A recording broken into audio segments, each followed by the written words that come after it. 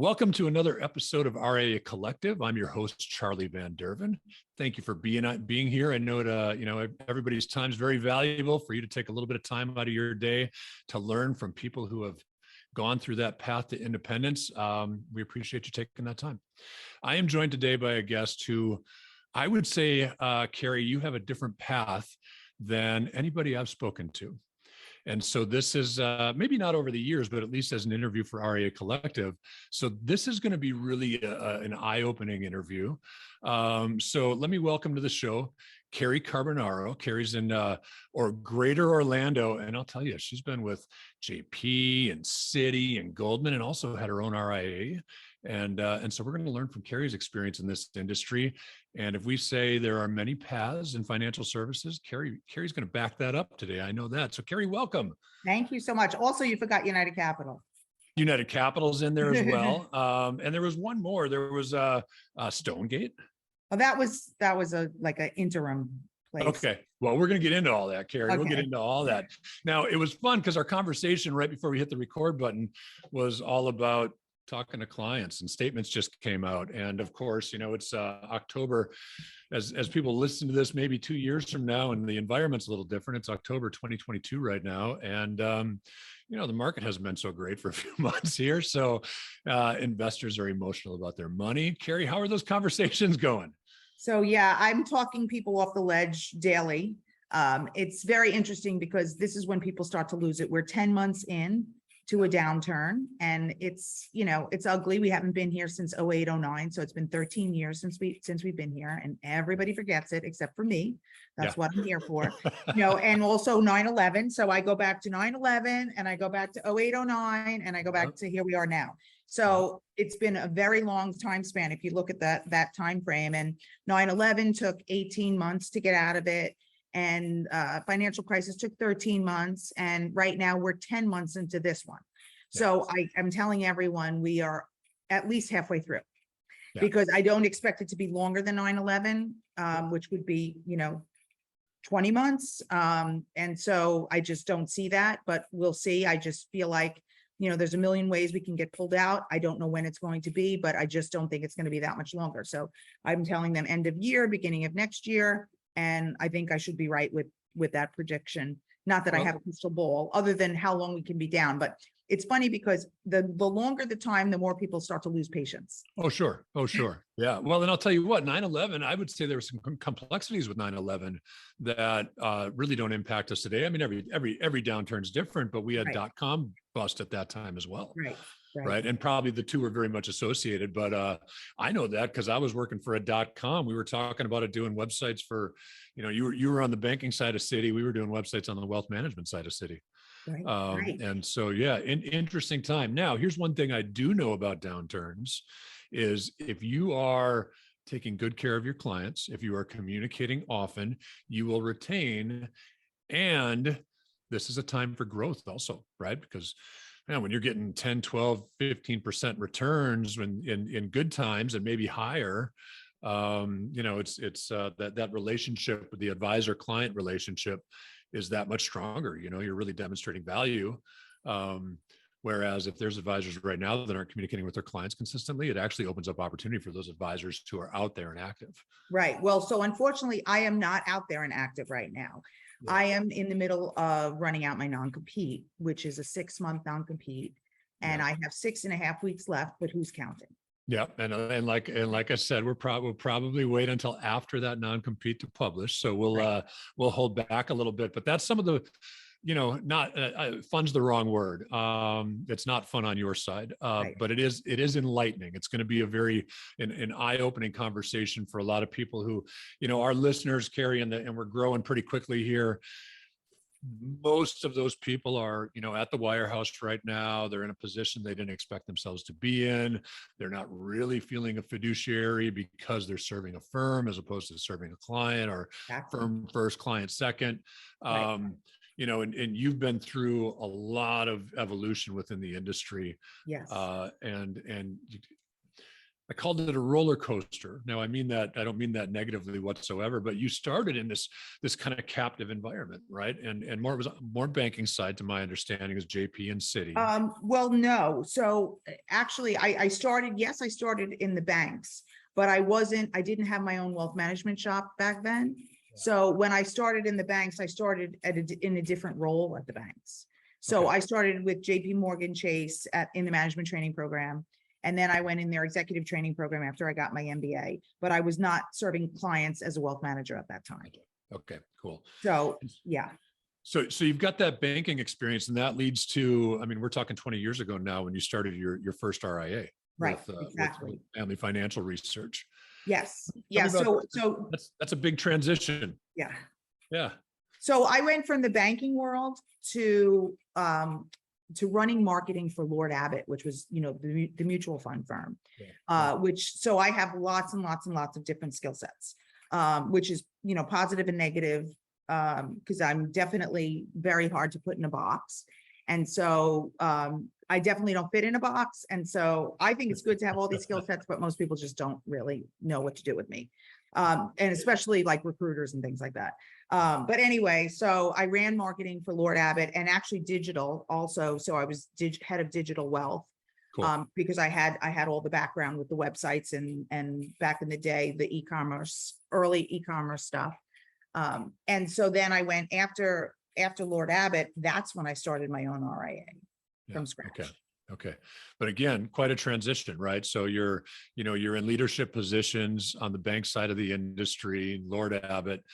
What's the mindset? How do you make that decision to go from those roles in the industry to independent, starting your own RIA, a shift from bank side to wealth management? Mm-hmm.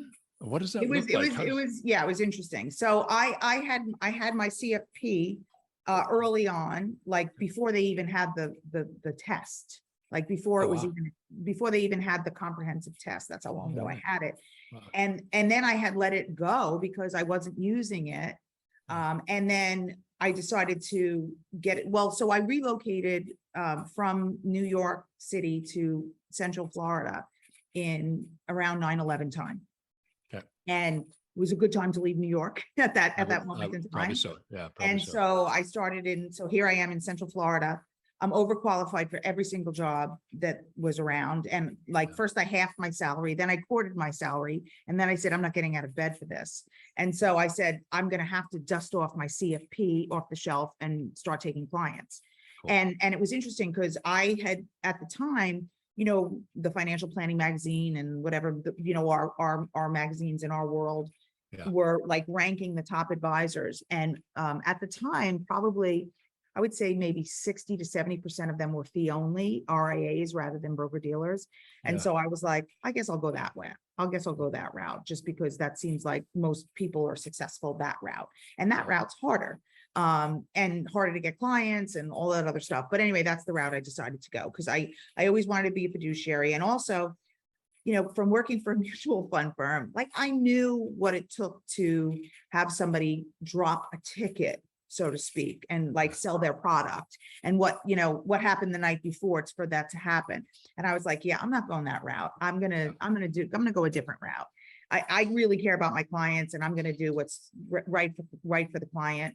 And then I had to dust my CFP off the shelf and it wound up, I actually had to retake the test and I had to retake the board exam. So I wound up retaking the board exam and then I wound up teaching the CFP nationally for a lot of years. But I stopped that with the financial crisis of 08-09. But anyway, I'm sorry, I'm talking too much. Ask me questions. No, by all means. No, listen, I just kind of guide conversation here, Carrie. I mean, I got the easy job, right? I want to learn your story, talk more, talk as much as you want to, because we want to, here's who we're serving, right? And those who have listened to past episodes of RIA Collective have heard this story already. But I started doing websites, I don't know, late 90s, right? And so a lot of things have changed in the industry. You were in it maybe, a handful of years before I was. And of course, we played both two very different roles, me as an outside vendor serving the industry. The one trend I've watched happen is this migration, and it only speeds up now, right? This migration from that captive environment to a true fiduciary RIA. You can call yourself fiduciary and work for a wirehouse, but I would question the truth of that when you're serving, Right. firm quotas and things like that. Well, before and you're also serving your clients. allegiances to the firm. Yeah, not to them. exactly. Yeah, and frankly, it's their clients for the most part. And Right. we'll get Yeah, to that you don't even own them. Right. yeah, we'll Exactly. get to that non-compete in a Right. little while along those Right. lines.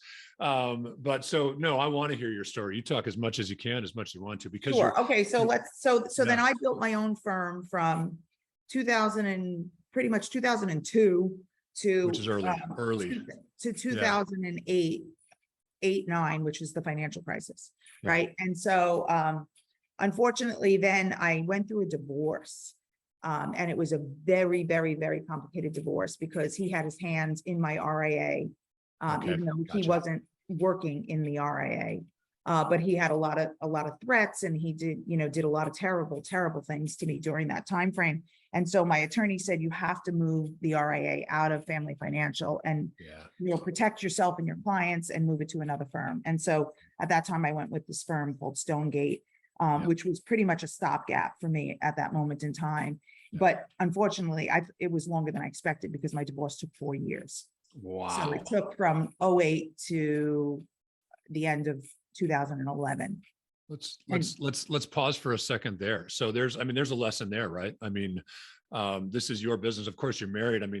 My wife Carmen and I, we share social advisors. RIA Collective is a great podcast, trying to give back to the industry to some degree. Social advisors is how we afford our living. Right. Now, we've 15 years married. Everything seems really great. I can only speak for one of us, but things seem really great. I can imagine a moment where they're not anymore. And that makes the business really, that separating that aspect would be very difficult. What advice do you have based on that? Looking back my story is a little bit extreme. So I don't know if my situation would be the same for most people, but I had a little bit of a situation on the other side. So my ex-husband was an ex-attorney, non-practicing, ex-hedge fund person, not non-practicing, and also a CPA non-practicing. So because he had his hands in my stuff, he had access to my Fidelity accounts, he had access to my client accounts. He was the technology and the attorney and the for my and compliance of all my stuff. So he could get into anything, and he threatened to get into everything. So one of the things he threatened was that he was going to turn my Family Financial Research website into a gay porn site. Yeah, seems like a nice guy. Yeah. Yeah. So as you reflect on that, and I don't want to dive too deep into that, and share what you want to, Carrie, but I'm not trying to pull any more out of that out. But as you start that RIA, and you're happily married, I'm assuming at the time that you start the RIA, and there's a lot of people listening who are happily married and thinking about starting the RIA. Could you have structured that differently to protect yourself in the case that the unforeseen would happen? Honestly, I owned it 100%. So it wasn't a matter of ownership at all. And, we went into mediations and divorce depositions and all that stuff where, he would say, I work for the RIA and I can't get employment anywhere else. And the attorneys the judges were like, are you kidding me? You're a licensed CPA and attorney. You can get employment, but it just was, it was what it was, but it was mine 100%. And so that was the good thing. It's just that he could have access to things. And so he had to move it, like in the middle of the night, flip a switch and move to another firm so that he could not have access anymore. Yeah. Gotcha. So painful time. Yeah. We grow out of that, right? Pain, that pain creates growth as well. So, and that pain actually led me to United Capital. Yeah. Cool. And so, Stonegate leads to United Capital. How does that transition happen? So I knew that I was waiting for a large national RIA because I had grown too big for Stonegate, and it wasn't working for me at that time. I wanted large. I wanted a big presence. I wanted to make an impact. I wanted to get back because I pretty much had 4 years of going through my divorce where I was pretty much dead on the planet. And then I reemerged in 2012 at United Capital, and which was a fantastic move for me. And I had to wait to sign any agreements until I was officially divorced. Nobody Gotcha. would touch me until that horrible chapter ended. So that Yeah. chapter ended December of 11, and then I started United Capital in 2012. So, Wonderful. and then I came aboard United Capital and, had a great run with United Capital. I mean, from 2012 to 2019, it was absolutely fantastic. I did a lot of roles at United Capital. My last year before Goldman, I was head of women's leadership. I was the voice of the woman. I was a FinLife coach. I had a diamond level practice at United Capital. So it was really great. I mean, Love it. I couldn't, I would wake up every day and say, I can't believe how great my life is. Like, everything was great. Everything was operating on all cylinders, and people were like, wow, you've got it going on. And I was like, yeah, I do. Like, it was really good. It was really good. I love that. Until You it gotta- wasn't. Yes, I do. Until Yes, Goldman. Well, yeah. We'll get there. I want to learn along the way. So you got a 4-year gap, Yeah. right? So were you able to retain any assets whatsoever? How'd you handle that? Did I you literally communicate with older barely hung clients? on to what I had. Okay. I could not grow during that time frame. It was Yep. 4 years of no growth, Yeah. only retention. Yeah. And it was very even difficult for the retention. And if it wasn't for my number two, I mean, I owe him my life. He knows I owe him my life. He's still with That's me. cool. We've been together for a long time. I got him right out of college. He's now in his late 30s, and he's been with me ever since. That's But cool. so he kept it together during that time frame, because I mean, I was in depositions like 24/7, and every day there was something where, my ex-husband was coming at me with some horrible thing to try to destroy my life. And, it took all I had to just get through the day. Yeah. I couldn't think about growing my practice. I know. will. And it was also, the beginning, the financial crisis too. Yeah, right. Yeah. Just throw something else on top of it, right? I will. This is a recurring theme, right? There's a recurring theme in all the conversations. I think all of them, but if not all of them, most of them, the people you surround yourself with, or in your case, the number two, the person you surround yourself Right. with, is so key Yes. for the future, right? Yes. We got a great team. If it's not for Mindy Klink on my team, she's. And I don't want to leave anybody out, but I will focus on. I mean, Mindy is amazing, and I don't even know. I'll call her my 1A or my 1B. She's not my number two. I mean, I think Right. I'm number two most days. So Right. Agree. yeah, we're only as good as those people we surround ourselves with. So that's Right. something that comes up in almost every conversation. So Right. for those of you listening, like the team you build, understand the infrastructure you create is a huge part of the battle. Right. And it's interesting because there was one thing that we always talk about, or we used to talk about at United Capital, where, matching, and so, you've got a finder and you've got a minder, and that's super important, because if you've got two finders or two minders, it's not going to work. Yeah. And so I'm a finder and he's a minder. So I bring clients in and he takes care of clients. Yeah. And it's so key, because you cannot run a practice without having both super strong. Yeah, agreed. That's awesome. Yeah, thanks for echoing that, because honestly, it comes up in almost every conversation, right? It is really just so important Yeah. in who you let into your world and the role they play there. So, so United Capital was awesome. Amazing. And then they were acquired by Goldman. Is that what that Yeah, transaction was? so we went in 2019, we went for a regular recapitalization, because we had the original private equity people still in our firm, and they were in our firm for, at that point, I think it was like 11 years. Okay. And private equity does not want to wait 11 years to get their money out. Usually it's 3 to 5 years max. Yeah. And they were waiting to get their money out. So we went for a regular recapitalization where, Joe and team did a road show and tried to get, a new private equity money in to buy the old out. And unfortunately, we got an offer Joe got an offer from Goldman that he couldn't refuse. Yeah. We had no say in the matter as partners, and the next thing we knew, we were sold. Kind of like chattel. Yeah. Wow. Yeah. How And does literally, and you got to think about it. So United Capital was independent RIA, changing Yep. the world with financial planning. You know, we were moving and shaking. We were leading the industry. We were doing all these fantastic things. And then we literally go to the complete opposite of Yeah, what we exactly. were and what Yeah. we are and what we stood for. Yeah. So, and I don't, I certainly don't want to cast anything on Joe, but how is that as a team who's thriving for 9 years, right? And you come up Well, against actually, I wasn't even in the beginning, so it was longer than 9 years. I Yeah. mean, so United was probably 12 years when it was sold. Okay. Yeah. And what does that, I mean, what does that do? So you enter Goldman, you got a whole different, the environment changes overnight. Well, so we were acquired, like Yeah. acquired. So we now had like, here's Goldman and here's us. So it was not, we get to operate as United. Yeah, it was gobbled up and just We absorbed. disappeared off the face of the earth, gone, Wow. goodbye. So sad. Everything that we stood for was wiped off the face of the planet. Yeah. And, the fact, let's talk about fiduciary, right? Yeah.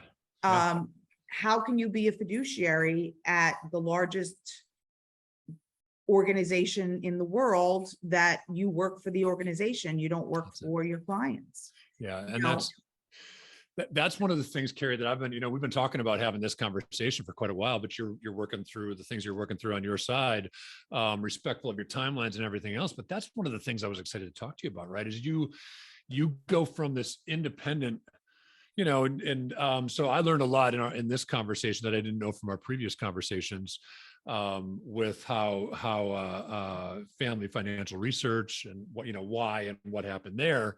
I didn't know that before we talked today. Right. So I envision this as you're ramping up a very independent practice and then acquired by Goldman, right? So how crazy is that? Most people go the other way, first off. Exactly.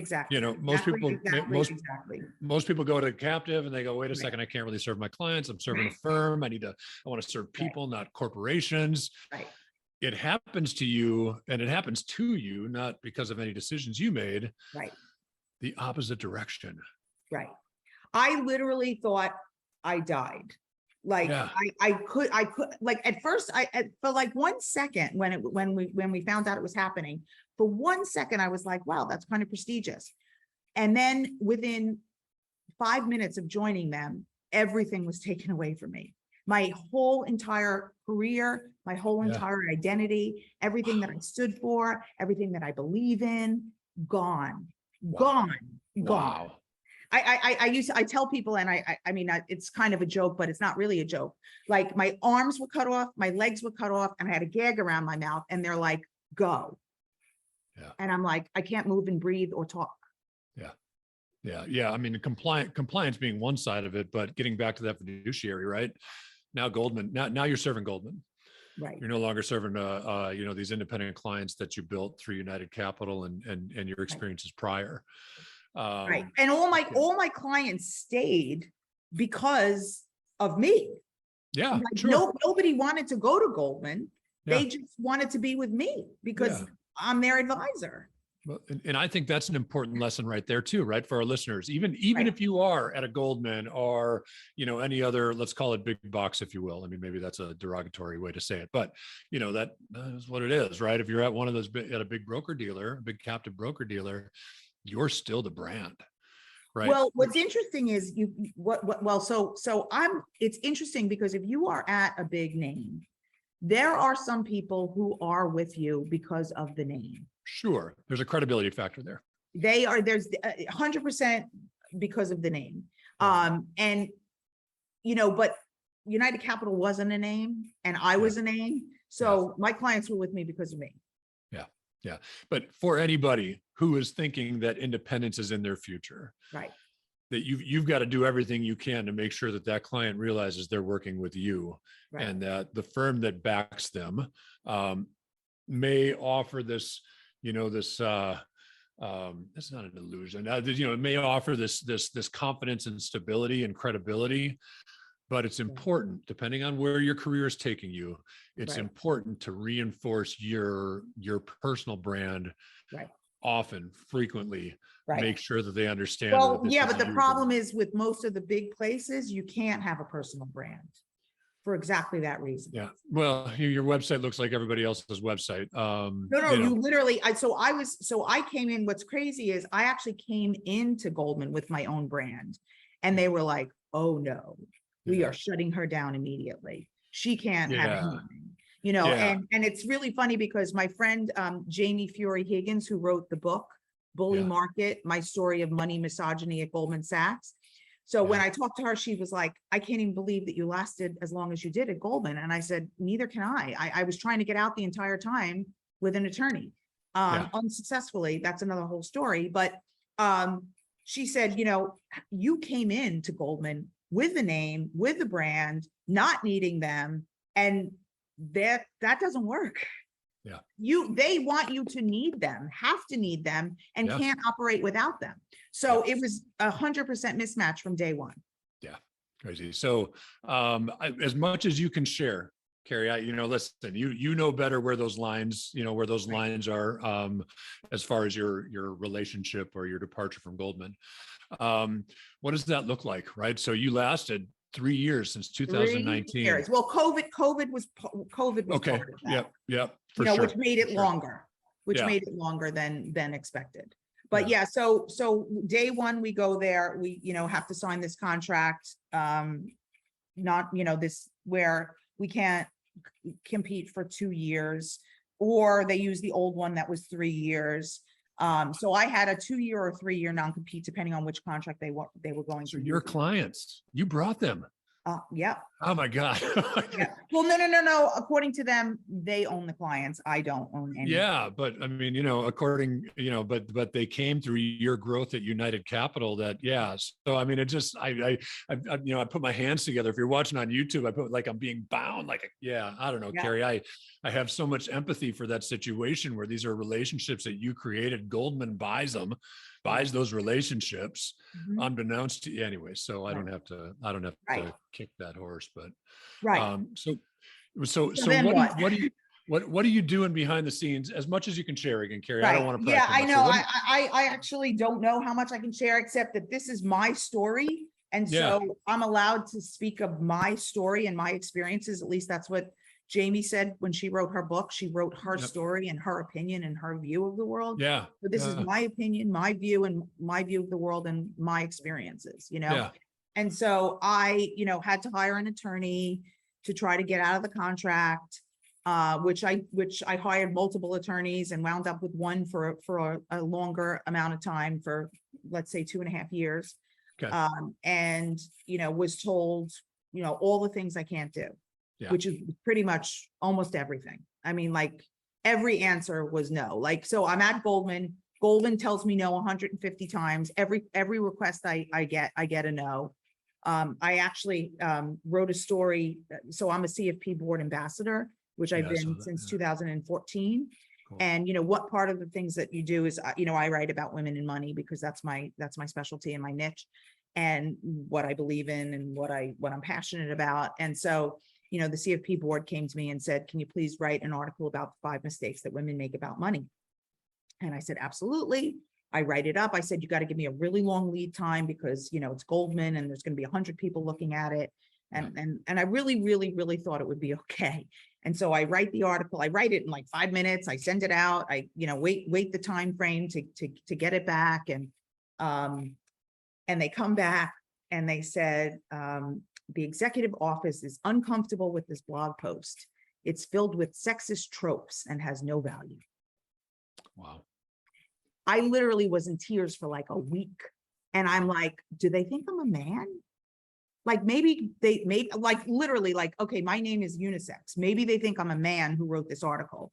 And maybe if I was a man, it could come across as sexist, but anything that has ever come out of my mouth as a woman and as a female advocate could never be sexist, because that's not the place I'm coming from. I'm coming from the complete opposite of that. Yeah. And so anyway, it never saw the light of day. And that was so depressing to me. Yeah. And so I had asked so many times for so many things, and I got no, like 170 times.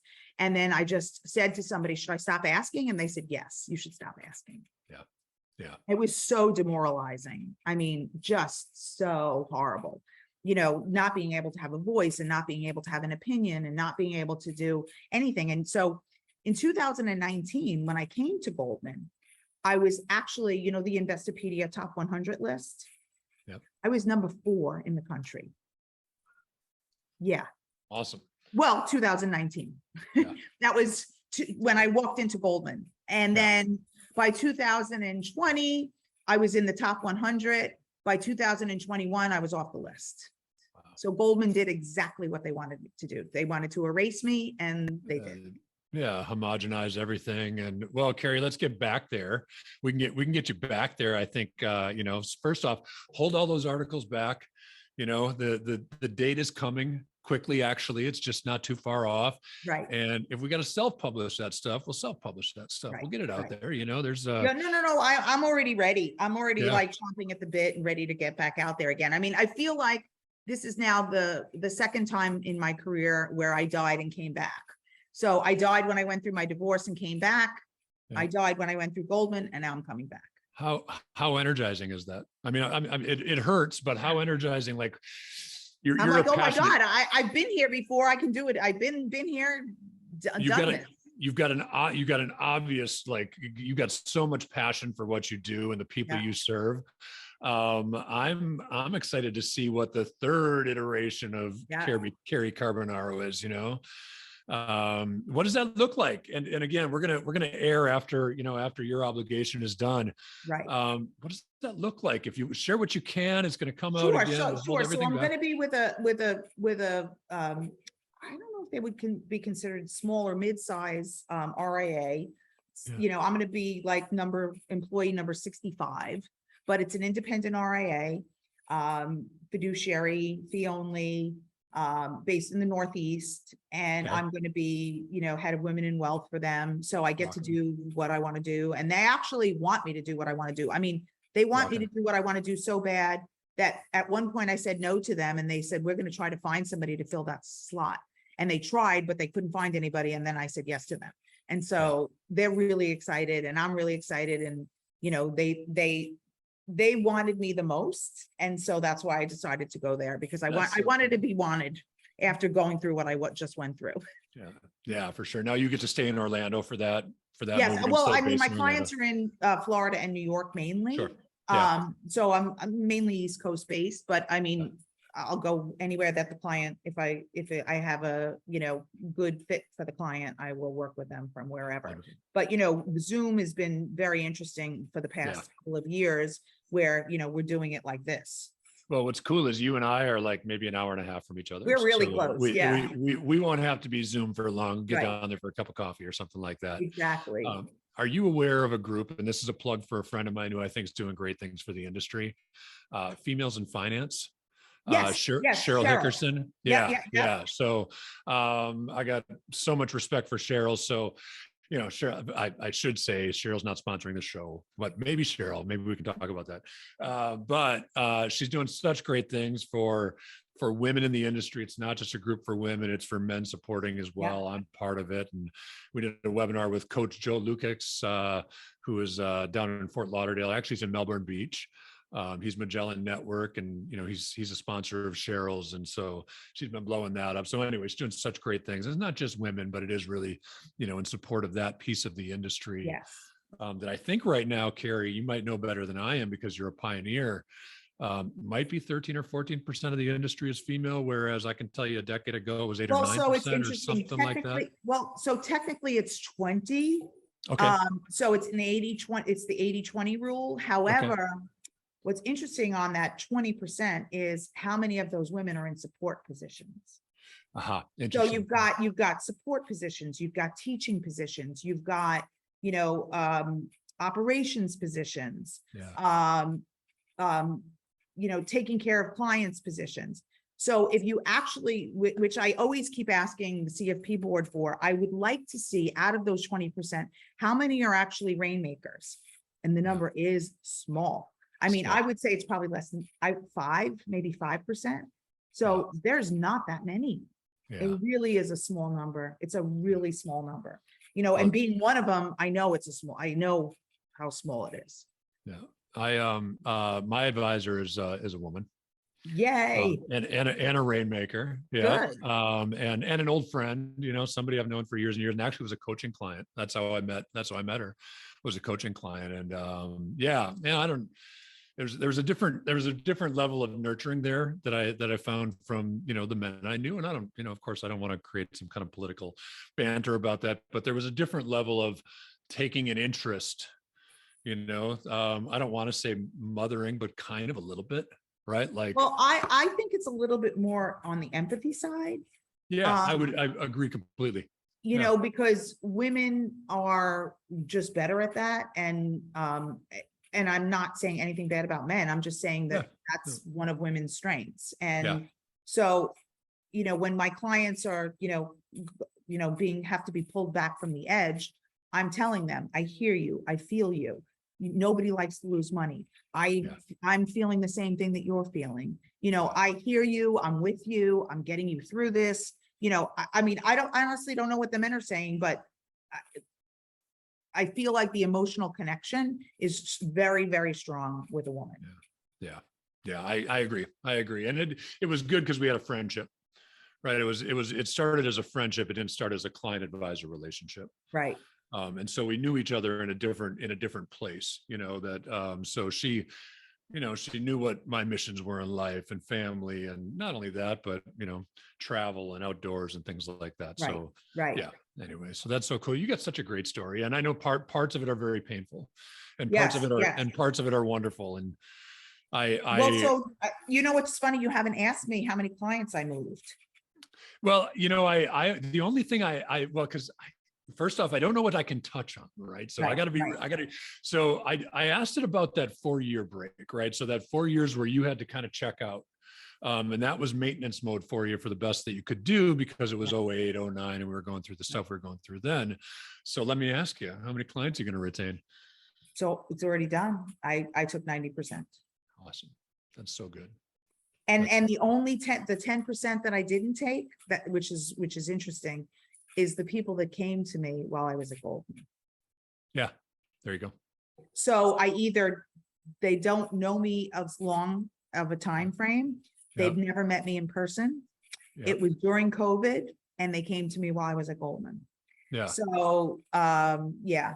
And so it's funny because everyone's like, you should be super, super, super proud with the 90%. Oh my gosh. And I'm just like, I can't believe I lost 10%. But naturally also, like, to your point, right? So if you had a Zoom relationship with them, Right. so I'm sure, I mean, I can feel your passion through Zoom right now. I'm sure they felt your passion, but their alignment was the Goldman brand. Right. So, and that's what I speak about. Like, that's it. And again, your story is different than most, but for that 32-year-old advisor who came out of college for the last 7 to 10 years in a captive environment, and they're done serving a firm, they want to serve clients purely without the pressures of that firm. Right. The 6, 12, 18 months leading up to that transition, man, relationship is everything at that point. Not that it's not important all the time, but if you know in your head that that's your move, whether it's a year out or whatever it is, building that intimacy with your clients is so important today. They're not just another person on a spreadsheet, right? They're not just on a report. I think my clients know how much I care for them. Yeah. Way beyond just numbers. And, it's interesting because the day before I resigned from Goldman, there was an article that came out in RIA Biz about what Goldman and Joe Duran is doing with my division. And that they were going to hire, thousands of kids out of college, 22-year-olds, to serve the United Capital clients. Yeah. And I said to my husband the entire time I was there, they think I can be replaced with a 22-year-old. And he's like, no, you're crazy. And I'm like, here it is in an article. They think I can be replaced with a 22-year-old. That's how much they don't understand consumers and people. And, and my clients are not going to be okay with being with a 22-year-old that knows nothing. Yeah. I'm sorry. Yeah. No experience. Hasn't been through it. Yeah. And you know what? And I always said, if I was 22 years old starting out at Goldman, I think it would have been okay, because I didn't know what I didn't know what I didn't know. I didn't, like, I would have just followed what they told me to do. I Sure. would have been okay with that, Yep. you know, but not at where I am in my career. Yeah. It just doesn't work. Yeah. And for that 22-year-old, right? I'm like, what a great training ground, right? What a great place to kind of cut your teeth and Great place to understand what start. the industry is all about and Yeah. get a full picture of the landscape. Yeah. You know, for a lot of people, and it's for a lot of people. I coach Maryland advisors and mortgage advisors. I mean, there are people that are in those environments that they don't want anything different, and that's great. That's Right. absolutely fine. But for that entrepreneurial minded, you know, graduated with their finance degree and really with an altruistic approach to what they were about to do as a financial planner, and then they find that, you know, their ability to sell or the speed at which they dial the phone becomes their most important asset when they walk through, you know, that door at one of those big firms. Right. That's more important in many cases than their altruistic approach to their clients. Right. You know, so and really this shows for those people that are in that environment. Certainly there's benefits to being there. There's benefits to being there long term. But they know there's something better for them, something that suits them better. Well, in my experience, you know, with Goldman, you know, they want you to be interchangeable, like an interchangeable widget. So, you know, they don't want you to have good, deep client relationships. They don't want you to have, you know, I mean, I used to see clients in my house because I had a home office, which I had been doing for 20 years. Yeah. And when they found out, they went ballistic. And Yeah. they said, you will never do that again. Well, guess what? I'm doing it again because Yeah. now I'm not with Goldman. But, you know, my clients love coming to my house. I have it set up for them. It's super comfortable. They know where I live. They know everything about me. They know my life the way I know their life. And it's an interchangeable relationship. And it's not a one way, and I'm not an interchangeable widget, and I'm a human being, and so are they. And you know, that's the way I like to approach it. I mean, we're talking about people's lives and human beings, not widgets, and not, you know. You're awesome. I mean, you really, I just got chills as you were saying that, right? I'm better for knowing you. Oh, like, no, you're really, Carrie, you're cool. I mean, we're gonna, if you're open to it, I'm gonna make that coffee happen sooner than later.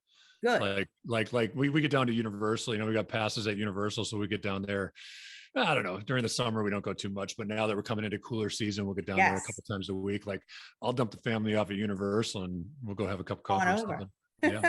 Yeah. That's so cool. Carrie, thank you so much for taking the time out of your busy schedule. I am so excited to see what happens from, I don't know, remember the date specifically, but November 28th. 12:01 a.m. And I know you've been 42 days, 17 hours and 39 minutes, you know, I mean, you've been counting that. It's going to be fun to watch what happens in the next iteration of your career.